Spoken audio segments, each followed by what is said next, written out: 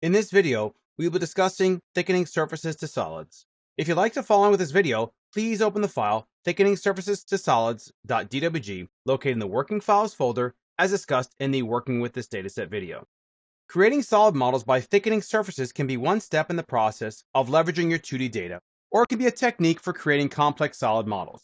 A surface model by definition means the object has no thickness. It is defined by two dimensions traversing through space, but it does not have a third dimension defining thickness. Therefore, a surface model does not define a solid volume. One way to make a solid model from the surface is to give that surface a specific thickness value. Now, when giving a surface thickness, you specify a distance for the surface to be thickened. This distance establishes the parallel offset of the surface. A solid model is then created, composed of the volume of area between the surface and the parallel offset.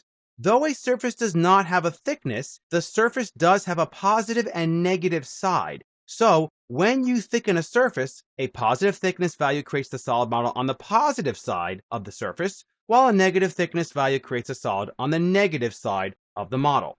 What we have here first is a surface that was generated by splines. Let's go ahead and thicken this so that we can make a complex solid model out of it. The thicken command is located in the Home tab, Solid Editing panel, and then we have the thicken command right here. Let's go ahead and select our surface and then right click. Let's zoom in here a little bit and notice how we have no thickness just yet, but let's type a value in of 1 and let's see which direction it goes in. As you can see, it goes down, which means the positive side of that surface was underneath. Just be aware of that. You may have to undo it and redo your command to get the solid that you want.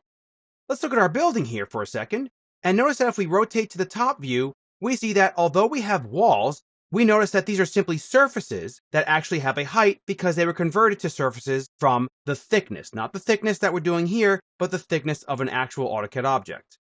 So what we want to do is make a selection set of our objects first, right-click, select Similar, and now we'll go ahead and run the thicken command. Now at the prompt to specify thickness, type in -5.5 because this is the sign that we've established will work to make our solids properly. -5.5, press enter, and as you can see, we now have thickened surfaces, and now we can apply materials for rendering on either side of the walls. As a last example, let's go ahead and thaw all our layers by running the thaw all command, and let's go ahead and look at what we have for the roof. We have some existing standard AutoCAD objects like arcs, lines, and another arc here that represent the roof, but they simply have a thickness applied to them. Let's first go ahead and select these three, and then we'll go ahead and first convert them to a surface. It'll automatically do that for us real quickly.